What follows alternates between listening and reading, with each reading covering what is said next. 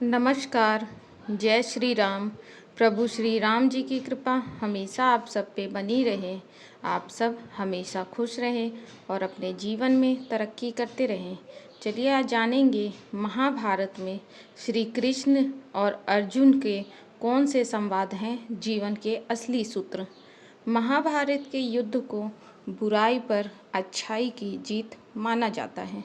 महाभारत के दौरान भगवान श्री कृष्ण ने अर्जुन को जो उपदेश दिए उसे जीवन का असली सूत्र माना गया है। गीता में इन्हीं उपदेशों के माध्यम से व्यक्ति जीवन की कठिन से कठिन परिस्थिति का भी हल ढूंढ लेते हैं। श्रीमद् भगवत गीता में भगवान श्री कृष्ण द्वारा दिए उपदेशों में जीवन का सार समाहित है। जिस व्यक्ति ने इन बातों को जान लिया वह जीवन में सफलता का मार्ग प्राप्त कर सकता है।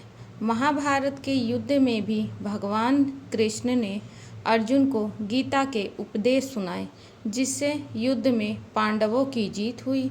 ठीक इसी तरह से जब भी आप खुद को कठिनाई, असफलता, निराशा या असमंजस की स्थिति में पाते हैं तो श्री कृष्ण के इन उपदेशों को अपने जीवन में जरूर उतारें।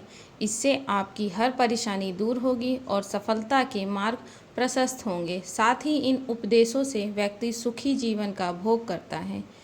इस चीज़ का कभी नहीं करना चाहिए शोक। मृत्यु अटल है, सत्य है। भगवान श्री कृष्ण गीता में कहते हैं जिसका जन्म हुआ है उसकी मृत्यु भी निश्चित है, इसलिए इसे लेकर शोक करना व्यर्थ है। संदेह करना छोड़ें। कुछ लोगों में बिना वजह संदेह या शक करने की आदत होती है। ऐसे लोग कभी खुश नहीं रह पाते। साथ ही इस आदत से रिश्तों में प्यार और भरोसा दोनों ही खत्म हो जाते हैं। इसलिए बिना वजह संदेह करने की आदत का आज ही त्याग कर दें। ईश्वर को करें याद।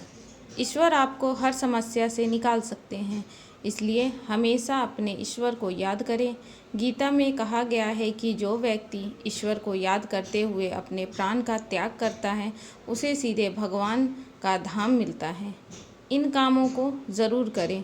अगर आप बुद्धिमान हैं तो इसे नेक काम में खर्च करें। बुद्धिमान होकर चापलूसी करने या किसी प्रकार का षड्यंत्र रचने के बजाय निस्वार्थ भाव से समाज की भलाई करें। इससे आत्मसंतुष्टि होगी और समाज में आपका मान सम्मान भी बढ़ेगा।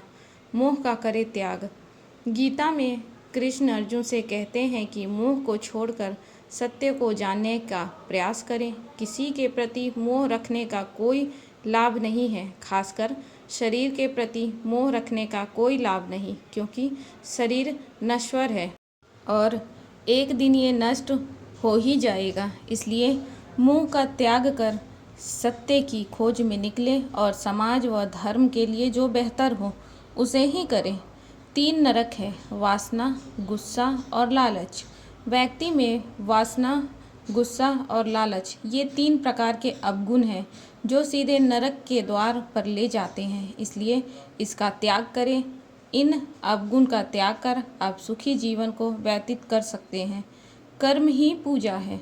भगवान कृष्ण अर्जुन से कहते हैं कर्म ही पूजा है, कर्म ही शक्ति है, कर्म ही भक्ति है। इसलिए कर्म को पूरे मन से करना चाहिए। कृष्ण ने अर्जुन को कर्म योगी बनने के उपदेश दिए। उन्होंने अर्जुन से कहा जो भी कर्म करो यह सोचकर करो कि वह परमात्मा को समर्पित होता है।